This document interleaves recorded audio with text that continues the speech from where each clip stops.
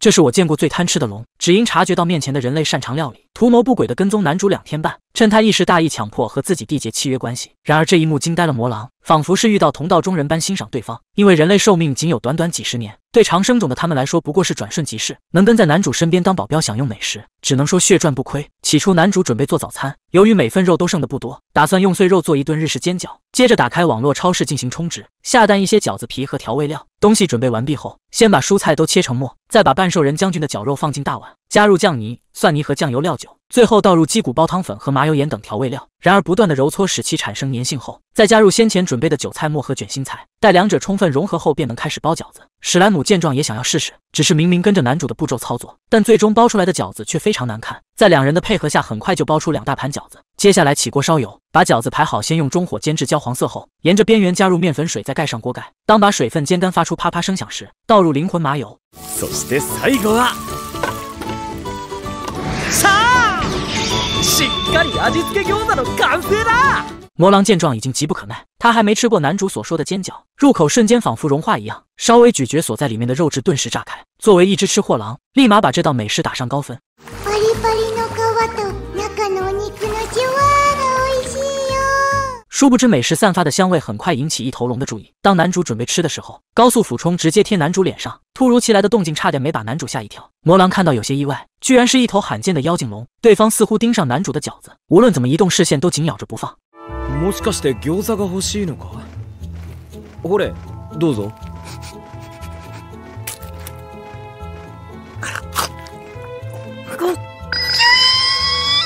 看到妖精龙那撒娇的模样，男主只好把剩余的煎饺都给对方。魔狼提醒男主不要因为他小只就小看他，要知道妖精龙精通各种属性魔法，而且速度快得不行。话音刚落，妖精龙突然擅自认男主当主人，一顿饱和顿顿饱，妖精龙还是分得清。只要跟着男主，日后肯定能吃到更多美味食物。魔狼见状，仿佛遇到同道中人，因为他也是这样强迫和男主缔结关系。由于人类寿命关系，即使缔结使魔契约后，也仅仅只需要跟着数十年。男主都无语了，难道主人这边就没有决定权吗？而身为主人的第一个任务就是帮妖精龙取个名字。男主闻言思考了2秒半，小小身躯加上龙族身份，ドラちゃんかな。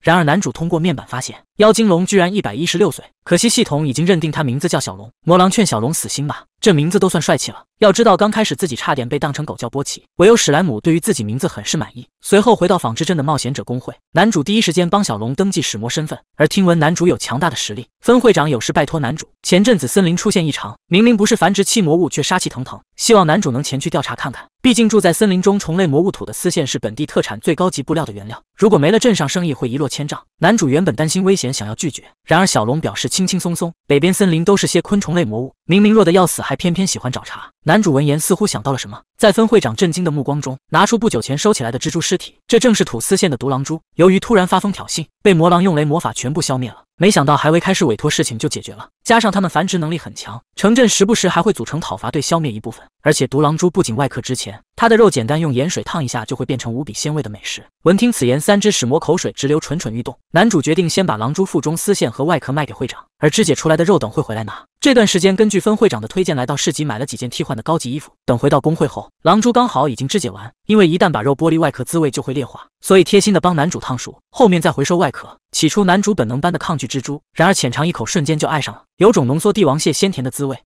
今日はカニパだ。カニパ？哇！而这一顿丰盛的晚宴也算是欢迎新成员小龙加入的派对。一旁魔狼迫不及待的尝试，鸡蛋嫩滑的口感配上狼蛛的鲜甜味，简直搭配的天衣无缝。而用柠檬汁调和美乃滋做成的沙拉，史莱姆每一口仿佛都能感受到大自然的清爽。至于炸春卷，虽然很烫，也挡不住小龙吃的滋滋有味。不过说到螃蟹，男主觉得必不可少的是烤螃蟹。往往最高端的食材只需简单的烹饪，随着温度上升，从生到熟的渐渐变化，诱人的鲜甜香味在空气中不断弥漫缭绕。なんて気の毒な。せめて美味しくいただいてやってくれ。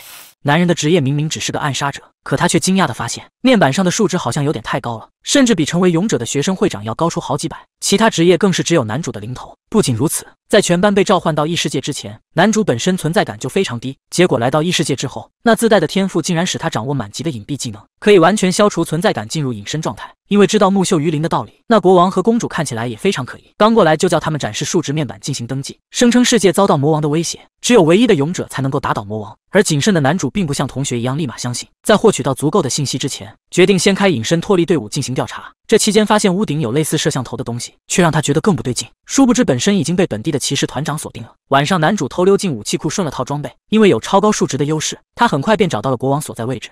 所詮は魔法もない世界から来た子供、たわいなきものです。よし、計画を進める。蔵書室への立ち入りは禁止しておけ。知恵をつけられても面倒だからな。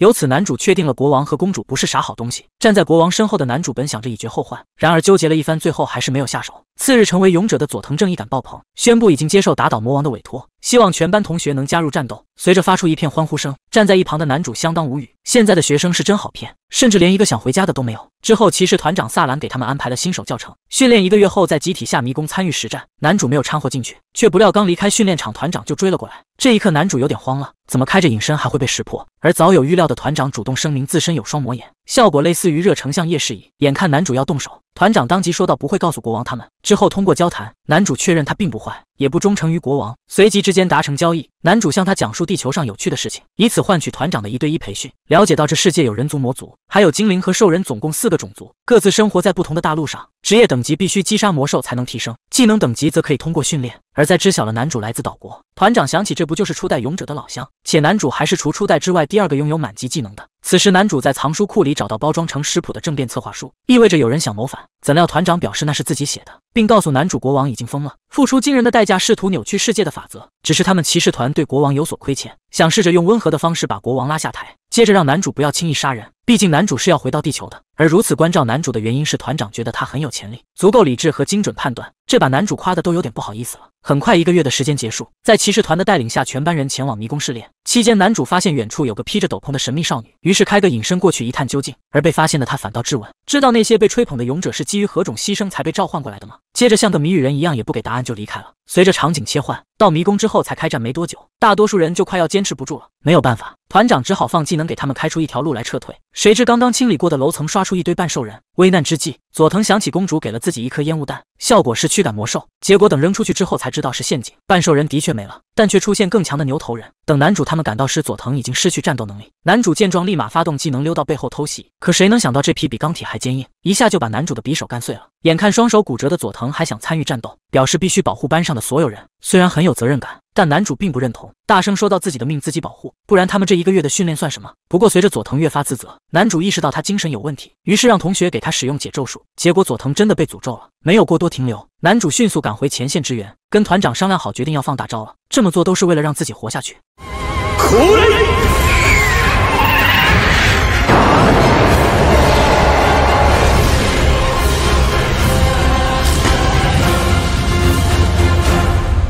影魔法起動。天才科学家坠入情网，开启养女儿生活，只因被不理解才华的协会赶出组织。2位心怀怨气的科学家便暗地里秘密研发名为阿尔玛的人形武器。经过无数次实验测试，他们的研发成果终于在今天展现。哪知阿尔玛启动后的第1句话就震惊了互不对付的2人。次の指示を。お父さん、お母さん。お父さん。在阿尔玛的认知中，创造者的男人和女人即为父母。虽说理论上没有错误，可2人还是被这可爱的想法逗笑，想要向阿尔玛做出解释，却不知如何开口。2人虽是天才科学家，但对于异性的免疫力极低，因为阿尔玛此话导致走神，一不小心就摔在一起。开灯后，他们稍作冷静，跟阿尔玛解释某些事不能仅凭客观判断，但阿尔玛却告知他是根据2人的心率和体温数据做出的推测，认为他们对彼此有着好感，这种关系应该是被称为夫妻才对。2人没想到居然制造出如此高性能的机器人。在此之后，他们找了无数借口，总算蒙混过关。次日，带阿尔玛来到一处公园，男主提出一个想法，他认为夫妻这个身份可以加以利用。既然要秘密地将阿尔玛研发成最棒的机器人，那么在此之前他们不能太过显眼，而青年男女与1个孩子自然就组成了家庭，还能用阿尔玛做借口解释实验的噪音，顺势纠正阿尔玛因错误产生的麻烦。这个计划的目标是在此之前不能让他发现自己是机器人。殊不知2人在对话期间，阿尔玛为捉蝴蝶已经在公园里飞了起来，想到能够一直被阿尔玛黏着喊妈妈，女主也是母爱爆发，当即就一阵傻笑答应下他的提议。双方握手决定再次合作实现他们的计划。结果2人的手刚碰触2秒半就因害羞迅速收回。片刻，阿尔玛回到2人身边，他们表示之后要表现得像一家人。于是阿尔玛开始搜索关于夫妻和家庭的数据，住在同一间房子，同吃同住，拥有一样的目标，在一起生活。这样的话，男女主之间与普通夫妻并无差别。男主给阿尔玛下达正式的指令，将2人登录设定为爸爸和妈妈。不过在男主看来，阿尔玛只是一个人形武器，即使拥有再强的逻辑，也没有情感。家庭和女儿只不过是达成目的工具。改めてよろしくお願いします。お父さん。顔に焼けてるわよ。は？よだれ垂らしてるやつに言われたくないな。垂らしてないし。两人正互相斗嘴，阿尔玛突然提出给爸爸妈妈办理正式的结婚手续。慌乱之间，男女主以工作繁忙为由拒绝登记。见阿尔玛不再回复，本以为此事到此为止，乃至他头上的呼吸灯开始闪烁。等两人询问时，已经为时已晚。阿尔玛黑进了政府的婚姻数据库，将两人的户籍登记成了夫妻关系。有了这个信息，现在他们就是名副其实的一家人。此时女主因害羞已经不知所措，让男主赶紧做出解释。可男主依旧在理性的分析，阿尔玛能够为他们的利益采取行动，这与一般只会遵守程序的人工智能大不相同。等女主大声提醒他们已经登记成为夫妻，此时的男主才后知后觉。经过两人的一番解释，户籍才被阿尔玛恢复过来。于是三人便开始伪装一家人的生活。为了能够独处，稍微整理思绪，男主决定今天暂且回原本的住处。刚打开门准备离开，却被阿尔玛拉住，因为家人是需要住在同一房间的。为了让阿尔玛成为最优秀的机器人，男主也只好答应他留在这里。本想自己睡沙发，女主睡在床上，结果阿尔玛又提出一家人有种川字一样睡在一起的文化。于是女主提出让阿尔玛睡在两人中间。到了晚上，情况却并非如此。原来根据阿尔玛的智能搜索，为了能与爸爸接触，同时帮助小孩找到独立与依赖的平衡，现在更流行让妈妈睡在中间。可这却让两人犯了难，能够清楚地听到彼此的呼吸声，耳朵也变得格外敏感，担心说梦话和打呼噜被对方听到，两人久久无法入睡。片刻，阿尔玛起床查看两人的状况，发现他们非但没有睡着，反而处在极度紧张的状态。突然两人想到可以让对方先睡下，这样或许有机会听到说梦话之类的丑态，于是决定通过熬夜来一决胜负。很快时间来到早上，结果两人全都沉沉睡去，即便阿尔玛呼喊，两人也无动于衷。因此今日的胜负，两人双双败北。为了帮助阿尔玛尽快学习，次日男主下达指令，让他独自去购买冰棒，两人则是查看无人机监控。阿尔玛不但会和路人打招呼，还会因小猫的出现而分心。此时察觉到贴近的两人一阵脸红，然后迅速分开。这时发现阿尔玛偏离了既定路线，无人机也突然断开连接。女主瞬间母性爆发，开始担心阿尔玛的安危，因为太过激动，说着一把揪起男主衣领。男主让他不必太过担忧，那是他们研发的人形武器，普通的成年人根本不是他的对手。突然男主话语一顿，或许不仅是打不过这么简单，说不定阿尔玛会毫不留情用激光将对方消灭。害怕会出现这种低概率的意外，两人赶忙飞奔出门寻找。此刻阿尔玛已经买完冰棒准备回家，路上遇到一个说英文的老外，想到妈妈说过要尽量对人亲切一些，阿尔玛上前询问男人，因为有着智能翻译，所以可以无障碍的交流。了解得知原来男人意外迷路，于是阿尔玛搜索了最近路线，带着男人到达车站，上了公交车。男女主也跟上他们，在后面偷偷查看。很快阿尔玛将他送达指定地点，男人为他的热心表示感谢。对此阿尔玛称这都多亏了爸爸妈妈，虽然自己不是亲生女儿，但他们依旧是温馨的一家人。闻言老外有些不明所以。晚上回家路上，尾随的男女主喊住阿尔玛，阿尔玛从包中拿出购买的冰棒，但因为长时间没有吃掉已经融化。两人安慰阿尔玛不必在意，只要下次注意就好了。男人是怎么也想不到，自己虽然消失10年，但解除婚约的二王女未婚妻却依旧对他恋恋不忘，即便已经嫁给了他的公爵弟弟。见男主重新出现却不守妇道，要求男主接他回家就离谱。只因10年前国家遭遇大量魔物袭击，男主以上战场可能会死为由提出解除婚约。最终虽然魔物被消灭殆尽，男主也拼尽了所有力量倒下。并肩作战的精灵为了救男主，所以将他带回了精灵界。于是男主被国民称颂为英雄。然而英雄如今已经10年未归，却殊不知男主已经回到人类世界，还成了一名女儿奴。谁知路上男主还是被人认出，眼看已经被逼到死路，男主只能使用转移魔法脱身。只因他无法接受被人当成英雄，想也知道之后会很麻烦。女主对自己的父亲很无奈，而将他带回精灵界的精灵就是他的精灵女王母亲。男主被母亲照料恢复之后，两人因此相爱缔结契约。男主因此成为了半精灵，但由于无法控制自身力量，这些年他只能一直在精灵界修行，不久之前才回归人间。女主作为他们的女儿，但其实也是个转生者。前世的她是一名科学家，却没想到阴差阳错来到了异世界。女主建议父亲公开露个面，或许就不会再被人穷追不舍。谁知男主过去的护卫突然出现，男主本想带着闺女就逃，但在女儿的要求下，他还是停了下来。父様のお知り合いですか？父様？アルベルト、俺の元護衛だ。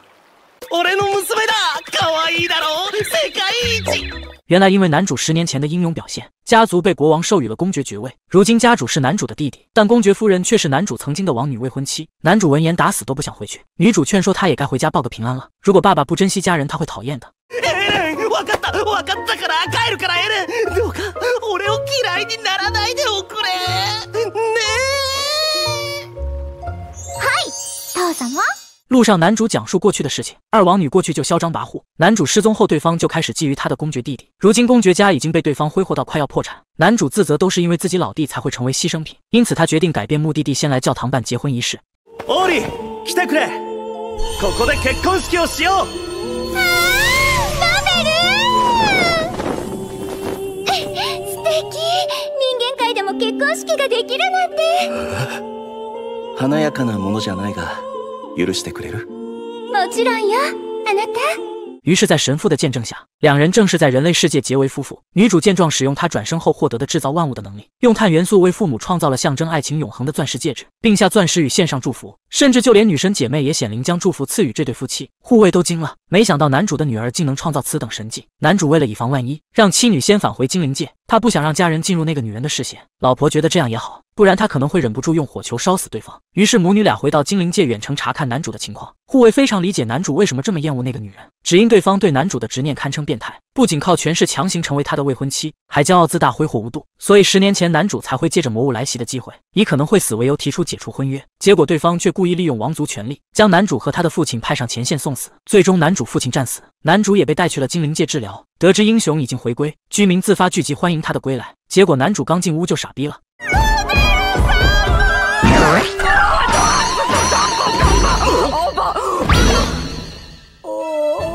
誰だ？なんて素敵。父の命で仕方なくあなたの弟と結婚させられた私を忘れられず、やっと迎えに来てくださったのですね。何を言っている？精灵女王此刻怒火中烧，要不是女主在场，她差点就没忍住降临烧死对方。她让女主看清楚，那头大肥猪就是他们一家人的敌人。男人怎么也不会想到，他吩咐手下打造的机器人其实是个女高中生假扮的。玛丽原本是一名天才格斗家，为了还清父母在外欠的一屁股债，于是就接下了这一份财阀家的角色扮演工作。殊不知男主作为下一任继承者，因为是老爷的私生子，看他不顺眼的亲戚和兄弟总会派人来刺杀他，这导致男主极度不相信人类，这才吩咐管家打造一款机器人。而为了测验女主的真假，他刚走过来，后面的钟表就发生爆炸。之后在女主的注视下，他像个雷达一样精准排除房间内外各种危险的人和物品，连女朋友寄来的礼物都没有收，毕竟搞不好花束里会突然弹出一把刀。听男主说，最讨厌对自己撒谎的人，一旦被发现，他将会让对方生不如死。而对于他的性格，女主在入职前也是有听过讲解的，只是没想到会那么严重。やばい。いくら私が人間らしくないとはいえ、こんなのバレるに決まってる。絶対に。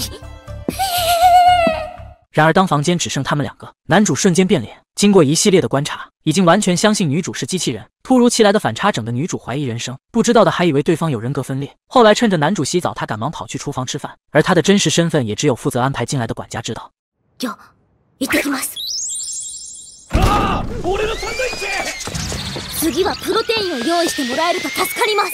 管家只能祈祷他别暴露，不然他们两个都得完蛋。次日，男主带着玛丽去上学，在教学楼里，他看到了属于男主的众多奖杯。当心生崇拜之时，2名男生走路不长眼，撞到他反倒恶人先告状，并直言到面无表情的真是诡异。虽然女主早已习惯，因为从小周围的人连母亲都很反感，但男主可无法坐视不管。他们顿时被吓得仓皇逃窜，而男主将手放在他的头上安慰道：“俺はその無表情な顔も可愛いと思っているぞ。”そんなこと言われたの、生まれて初めてです。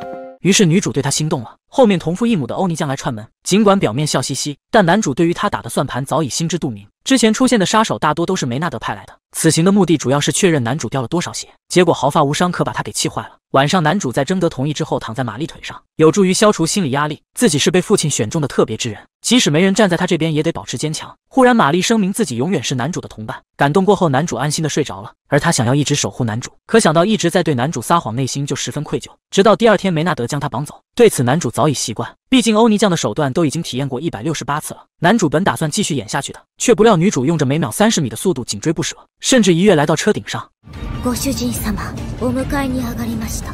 在平稳落地之后，他又猛地加速追上去，各方面数值已经完全超越人类的范畴。不久后，男主被带到了一座废弃仓库之内，眼看着马上能干掉男主，夺得继承者位置。结果男主的纽扣是隐形摄像头，刚才车上发生的事情全部都录下来了，并且已经上传到云端，再过不久便发布各个平台。到时候梅纳德将身败名裂。看到这里，梅纳德当即找个理由逃离现场，把烂摊子丢给2名杀手解决。而在他们自作主张要将男主灭口之时，女主卡点救场，3拳2脚便把杀手打跑了。只不过太粗心大意，没有把杀手掉落的烟头熄灭，以至于点燃旁边的易燃物体。眼看楼梯已经无法使用，他决定牺牲自我，帮男主爬到高处的通风口逃生。只是男主不肯答应，为此女主只好说出真心话。与男主在一起的时光非常开心，对他来说男主是最重要的，况且自己是机器人，等大火熄灭完全可以回收。最后男主妥协了，临走前保证一定会来救他的。最後まで嘘をついてしまった。私は生身の人間です。私のこの気持ちだけは作り物じゃない。也不知过了多久，女主在呼唤声中清醒过来，守在床边的男主感叹太好了，因为女主一直没有开机，以为是坏了。当他以为又能蒙混过关之时，怎料男主忽然变得严肃，眼睛直勾勾盯着他，没说一句话。显然女主的异常表现已经引起他的怀疑，而这时候就该来点选择性降智。男主又觉得自己当时看到女主露出微笑，是因为自己吸入太多有害气体产生幻觉，毕竟喜欢上一台机器太荒谬了，况且就算玛丽是真的人，又怎么可能会爱上自己这种人？男主是怎么也没想到，自己开局就加入了退队流，只因王太子看不起他的平民身份，就认为男主在战斗中只会摸鱼，其他同伴也跟着对男主冷嘲热讽，因此王子临时决定剥夺男主宫廷魔法师的身份。男主人傻了，他总算明白什么是不听老人言，吃亏在眼前了。只因曾经师傅离开前就说过，让男主绝对不要成为宫廷魔法师。事后男主发现师傅当年以首席毕业生身份成为宫廷魔法师，却不知为何遭到驱逐。男主本意是想成为宫廷魔法师改变现状，却没想到落得一个和师傅相同的下场。但毕竟他加入队伍是国王的命令，以王太子如今的实力根本不足以进入迷宫第30层。既然王太子不肯听他的话，那就只能去找国王谏言。奈何如今的他只是一介平民，已经没有资格进入王城。女法师现身嘲讽男主，恐怕他在学院打破王都迷宫攻略记录也是吹牛。男主是真的贱，此时还求着对方帮他给国王带个东西。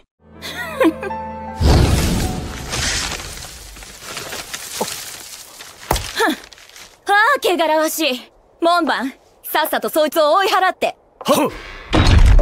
男主无奈只能彻底放弃，却意外遇到了女主。女主见状立刻就上前抱住男主，在听说了男主的遭遇后，女主不爽帮他大骂了王太子一通。虽然她知道这么说不合适，但对于男主的遭遇她反而很开心，只因她此次来王都就是为了找男主。4年前她说过想挖角男主加入队伍的想法从未改变，所以她是否愿意跟他们一起攻略迷宫，事到如今男主自然不会拒绝。事后女法师还不忘嚼舌根，告知王太子男主已经离开王都，似乎是加入了冒险者队伍。王太子对此不屑一顾，之前听说男主是魔法学院有史以来最有才能的神童，他还以为男主是个人才，没想到却只是个胆小鬼。如今顶替男主的人是来自公爵家的青年才俊，几位猪队友幻想着未来他们会以前所未有的速度征服迷宫，王太子的英勇事迹肯定会传遍全世界。而男主这边则来到了迷宫都市，在进入迷宫之前，首先男主需要先去工会登记资料，却不料接待小姐告知他不符合发放通行证的资格。所谓通行证是进入30层以上的许可证，只有在工会登录超过2年的人才能申请。女主不解克拉西亚说过他会帮忙解决才对。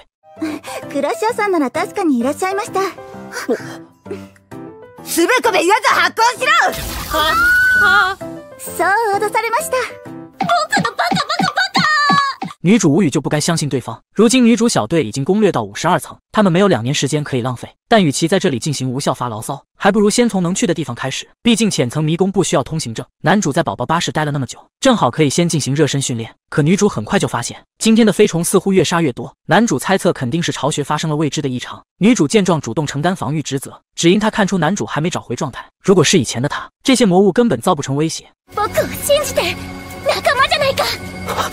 男主闻言，终于重新找回被信任的感觉。他意识到自己现在已经不是王太子的保姆，为了拯救同伴，他必须拿出真正的实力。于是双方默契配合，女主释放结界将2人保护其中，男主则专心释放 AoE 魔法，只是一招全场飞虫就被全部消灭。可2人还没来得及放松，女主脚底突然钻出一只巨虫，飞虫的异常行动就是拜他所赐。此刻女主靠魔杖抵住巨虫的嘴巴。男主知道女主当年是辅助魔法学院的首席，而他则是学院的第1攻击魔法师，因此男主选择相信同伴，直接开打。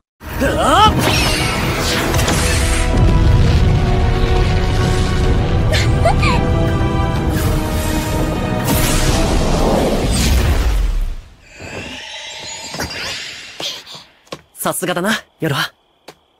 アレクもさすがだよ。やっぱり君は最高の魔法師だ。